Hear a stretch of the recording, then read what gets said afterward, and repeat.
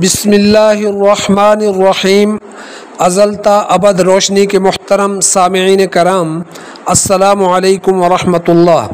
زمانہ جاہلیت کے مشرکوں نے اپنے دیگر دوسرے جعلی و بے بنیاد توہم پرستانہ خیالات و نظریات کے عین مطابق صفر المظفر کے دوسرے اسلامی مہینہ کو بھی منحوس و نحس اثرات کا حامل قرار دے رکھا تھا۔ ان کے بقول اس ماہ میں بطور خاص آسمان سے بلاؤں اور مصیبتوں کا نزول ہوتا ہے اور آفات و وبائیں اہل زمین کو اپنی لپیٹ میں لے لیتی ہیں۔ ان کا خیال تھا کہ اگر اس مہینہ میں سفر نہ کریں تو حفاظت رہتی ہے، نکاح نہ کریں گے تو امن میں رہیں گے۔ چنانچہ اسی خود حفاظتی کے عمل کے تحت وہ بیویوں کے نزدیک بھی نہیں جاتے تھے اور نہ اپنے کسی کام کا اس مہینہ میں آغاز کرتے تھے۔ بدقسمتی کی انتہا سمجھیے کہ یہی باطل و گمراہ کن نظریہ و عقیدہ نسل در نسل چلتا صدیوں کا سفر طے کرتا آج تک چلا آ رہا ہے۔ اگرچہ یہ نظریہ مشرکوں کا ورثہ تھا، مگر افسوس کہ یہ مسلمانوں میں بھی چور راستوں سے داخل ہو گیا اور آج کا مسلمان قرآن و حدیث سے متصادم بہت سے دیگر عقائد و نظریات کے ساتھ ساتھ اس گمراہ کن نظریہ پر بھی عمل پیرا ہو کر اپنی آخرت خراب اور برباد کر رہا ہے۔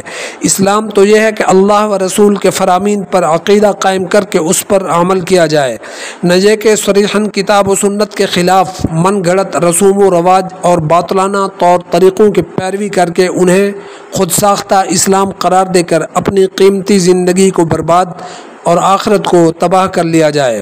صفر المظفر کے مہینہ کو منحوس سمجھنا خلاف اسلام عقیدہ اور باطل کی ہم نوائی و پیروی ہے۔ رسول پاک صلی اللہ علیہ وسلم نے اس عمل سے سختی سے منع فرمایا ہے۔ اس ماہ نہ تو بطور خاص آسمان سے بلائیں نازل ہوتی ہیں اور نہ اس کے آخری بدھ کو اوپر چڑھتی ہیں، اور نہ رسول خدا کو اس دن مرض سے شفا یابی ہوئی تھی، بلکہ اس کے برعکس حقیقت یہ ہے کہ 28 صفر کو حضرت صلی اللہ علیہ وسلم بیمار ہو گئے تھے۔ نبی پاک صلی اللہ علیہ وسلم نے بہت ہی صاف اور واضح الفاظ میں اس مہینہ اور اس مہینہ کے علاوہ بھی لوگوں میں پائے جانے والے دور جاہلیت کے توہمات اور قیامت تک رونما ہونے والے باطل نظریات کی پرزور تردید اور نفی فرمائی ہے۔ فرمان رسول صلی اللہ علیہ وسلم ہے: وعن ابی ہریرہ ان رسول اللہ صلی اللہ علیہ وسلم قال لا عدوى ولا طیرة ولا ہامة ولا صفر، اخرجاه زاد المسلم، ولا نوء ولا غول۔ ولهما عن انس قال قال رسول الله صلى الله عليه وسلم لا عدوى ولا طيرة ويعجبني الفأل۔ قالوا وما الفأل؟ قال الکلمۃ الطیبہ۔ ترجمہ: حضرت ابو ہریرہ رضی اللہ عنہ سے روایت ہے، رسول اللہ صلی اللہ علیہ وسلم نے فرمایا کہ کوئی بیماری متعدی نہیں ہے، یعنی اللہ تعالیٰ کی مرضی و حکم کے بغیر ایک شخص کی بیماری خود بخود دوسرے کو لگ جانا، ایسا ممکن نہیں۔ نہ فعل بد کوئی چیز ہے، یعنی کسی سبب یا بغیر سبب کے یہ گمان لینا کہ یہ کام یا سفر کرنا یا اس مخصوص دن یا مہینہ کوئی عمل کرنا برا ہے۔ مراد بدشگونی، نہ الو کا بولنا کوئی اثر رکھتا ہے اور نہ ہی سفر کا مہینہ کچھ ہے۔ صحیح مسلم میں یہ الفاظ بھی ہیں کہ نچھتر اور بھوتنوں کا بھی کوئی وجود نہیں ہے۔ صحیحین میں حضرت انس رضی اللہ عنہ سے مروی ہے کہ رسول اللہ صلی اللہ علیہ وسلم نے فرمایا کہ کوئی بیماری متعدی نہیں ہے اور نہ فعل بد کوئی چیز ہے، اور البتہ فعل مجھے پسند ہے۔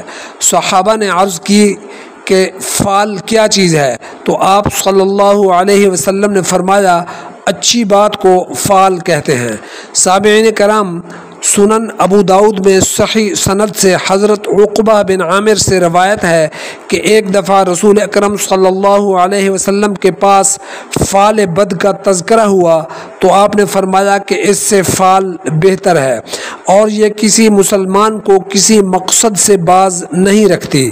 تم میں سے کوئی شخص ناپسند چیز دیکھے تو یہ دعا کرے: اللہم لا یأتی بالحسنات الا انت ولا یدفع السیئات الا انت ولا حول वला हौला वला कुव्वत इल्ला बिक। ए अल्लाह तेरे सिवा कोई भलाई नहीं लाता और तेरे सिवा कोई बुराई दूर नहीं कर सकता, और तेरी मदद के बग़ैर न हमें भलाई की ताकत और न बुराई से बचने की हिम्मत है। हज़रत अब्दुल्लाह बिन मसूद रज़ियल्लाहु अन्हु से मरफ़ूअन रवायत है कि रसूलुल्लाह सल्लल्लाहु अलैहि वसल्लम ने अत्तयरतो यानी फ़ाल बद को 2 बार शिरक से ताबीर फरमाया। इसे अबू दाऊद और तिरमिज़ी ने रवायत करके सहीह कहा है। मुस्नद अहमद में हज़रत अब्दुल्लाह बिन अम्र से रवायत है कि आप सल्लल्लाहु अलैहि वसल्लम ने फरमाया, जिस शख्स को फ़ाल बद अपने काम से रोक दे उसने शिरक किया। सहाबा ने अर्ज़ किया कि इसका कफ़ारा क्या है? आप सल्लल्लाहु अलैहि वसल्लम ने फरमाया, इसका कफ़ारा ये दुआ है, अल्लाहुम्मा ला खैरा इल्ला खैरुका वला तैरा इल्ला तैरुका वला इलाहा गैरुक। ए अल्लाह तेरी भलाई के सिवा कोई भलाई नहीं और तेरे परिंद के सिवा कोई परिंद नहीं और तेरे सिवा कोई माबूद नहीं। मुस्नद अहमद में हज़रत फ़ज़ल बिन अब्बास से रवायत है कि फ़ाल बद ये है कि वो तुझे किसी काम में लगा दे या रोक दे। बयान की गई अहादीस से साबित हो गया कि दीन इस्लाम में इस किस्म के फासिद व बातिल ख़यालात व नज़रियात की गुंजाइश सिरे से नहीं है। हिफाजत व हादसात और खुशकिस्मती व बदबख्ती के तमाम अख्तियारात अल्लाह ताला ही के पास हैं।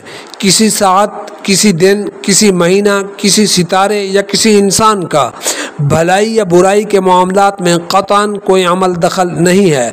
लिहाजा अपनी हिफाजत व खुशबख्ती के लिए सिर्फ़ अल्लाह तबारक व तआला ही से रुजू करना चाहिए।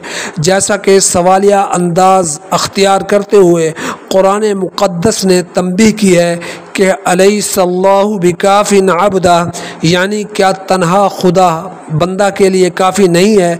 और फिर कुरान करीम ही ने बहुत सी जगहों पर बंदों की रहनुमाई के लिए इसका जवाब अता कर दिया, जैसे हस्बुनल्लाहु व निअमल वकील, आल इमरान 173 आयत। काफ़ी है हमारे लिए अल्लाह और वो बहुत ही अच्छा काम बनाने वाला है। व अलल्लाहि फलयतवक्कलिल मुमिनून, आल इमरान आयत 160।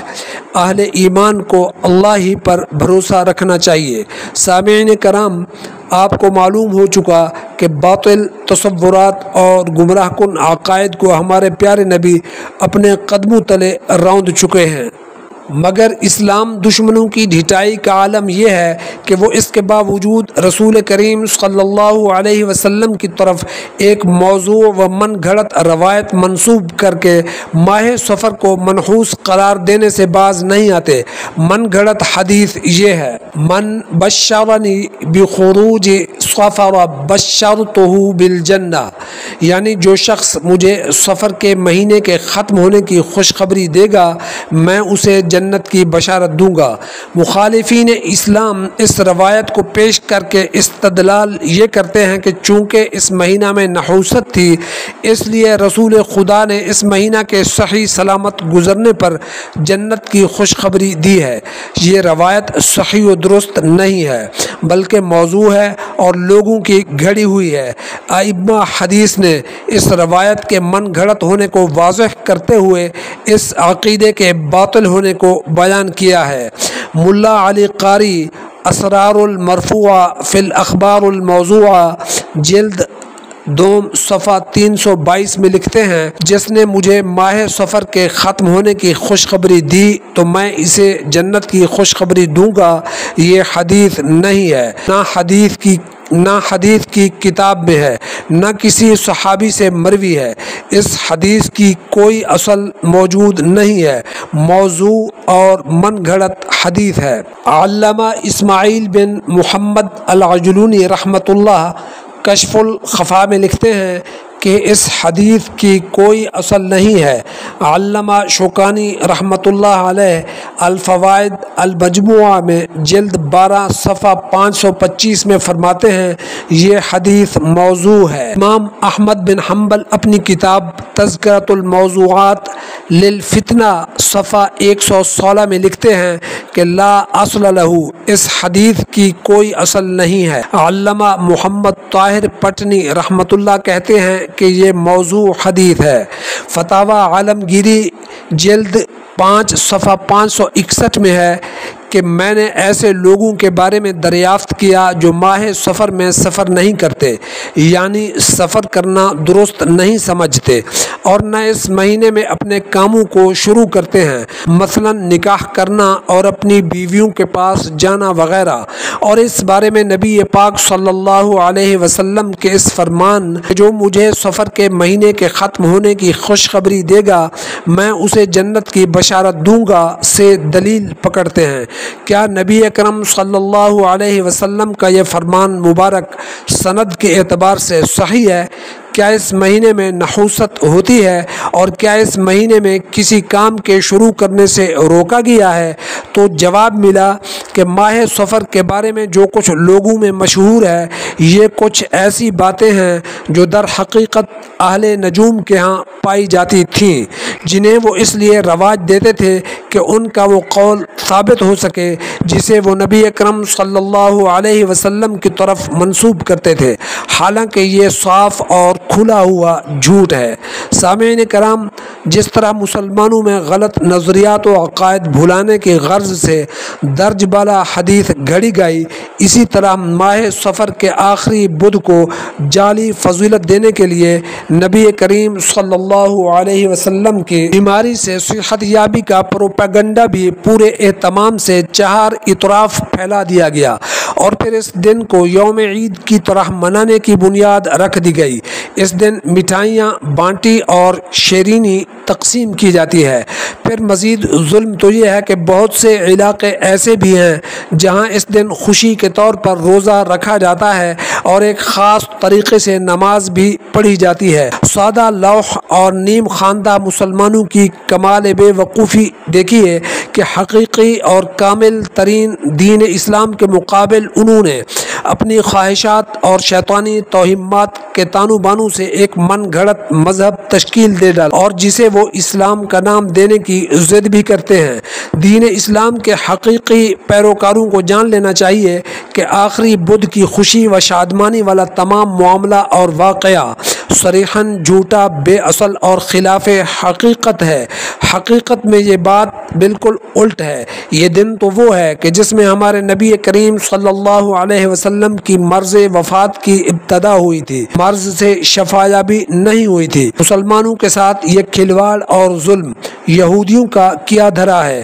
انہوں نے یہ افواہ اور جھوٹی خبر دراصل آپ صلی اللہ علیہ وسلم کی مخالفت میں آپ کے بیمار ہونے کی خوشی میں پھیلائی تھی اور مٹھائیاں تقسیم کی گئی تھیں۔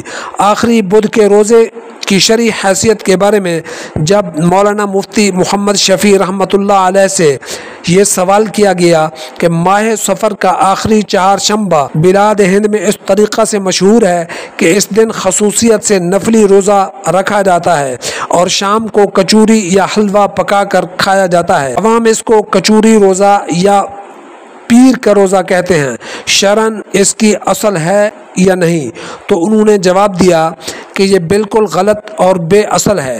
اس روزہ کو بطور خاص رکھنا، پھر ثواب کا عقیدہ رکھنا بدعت اور ناجائز ہے۔ نبی اکرم صلی اللہ علیہ وسلم اور تمام صحابہ رضوان اللہ علیہم سے کسی ایک ضعیف حدیث میں بھی اس کا ثبوت بالالتزام مروی نہیں، اور یہی دلیل ہے اس کے بطلان و فساد اور بدعت ہونے کی، کیونکہ کوئی عبادت ایسی نہیں جو نبی اکرم صلی اللہ علیہ وسلم نے امت کو تعلیم کرنے سے بخل سے کام لیا ہو۔ بحوالہ امداد المفتین، فصل فی صوم النذر و صوم النفل، صفحہ 416۔ ماہ سفر کے آخری بدھ میں روزہ رکھنے کی طرح مخصوص طریقے سے ایک نماز بھی ادا کی جاتی ہے جس کی ادائیگی کا ایک خاص طریقہ بیان کیا جاتا ہے۔ اس نماز کو بتلانے والے حضرات صوفیان کرام ہیں۔ طریقہ نماز یہ بیان کیا جاتا ہے کہ ماہ سفر کے آخری بدھ 2 رکعت نماز بوقت چاشت اس طرح ادا کی جائے کہ پہلی رکعت میں سورہ فاتحہ کے بعد قل اللہم مالک الملک والی 2 آیتیں پڑھیں اور دوسری رکعت میں سورہ فاتحہ کے بعد قل ادعوا اللہ او ادعوا الرحمن والی 2 آیتیں پڑھیں اور سلام پھیرنے کے بعد نبی اکرم صلی اللہ علیہ وسلم پر درود بھیجیں اور پھر مخصوص الفاظ کی ایک دعا پڑھیں۔ علامہ عبد الحی لکھنوی نے اپنی کتاب الآثار المرفوعہ فی الاخبار الموضوعہ میں اس نماز کی تخریج کی ہے۔ اس کے بعد وہ لکھتے ہیں کہ اس قسم کے مخصوص و منقول طریقوں کے مطابق نماز ادا کرنا جائز نہیں ہے۔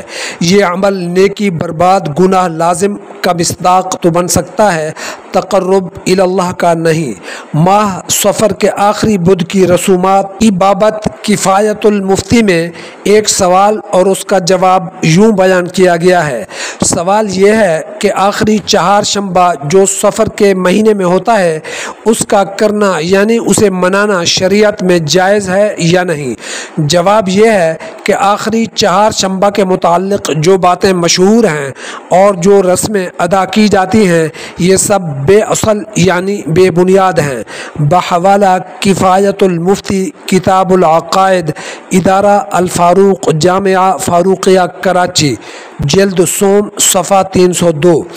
حقیقت حال یہ ہے کہ 28 سفر کو چہارشنبہ یعنی بدھ کے روز آن حضرت صلی اللہ علیہ وسلم کے مرض میں زیادتی ہوئی تھی اور یہ دن ماہ سفر کا آخری بدھ تھا۔ یہ دن مسلمانوں کے لیے تو خوشی کا ہے ہی نہیں بلکہ اس دن انہیں صدمہ ہوا تھا۔ البتہ یہود وغیرہ کے لیے شادمانی کا دن ہو سکتا ہے، لہٰذا اس دن کو تہوار کا دن ٹھہرانا، خوشیاں منانا، مدارس وغیرہ میں تعظیم کرنا، یہ تمام باتیں خلاف شرع اور ناجائز ہیں۔ بحوالہ فتاوی حقانیہ کتاب البداعۃ والرسوم جلد 2 صفحہ 86 جامعہ دارالعلوم حقانیہ اکوڑا خٹک۔ نبی پاک صلی اللہ علیہ وسلم کے شدت مرض کی روایت مدارج النبوہ جلد 2 صفحہ 707 مدینہ پبلشنگ کمپنی کراچی میں ہے۔ امین محترم،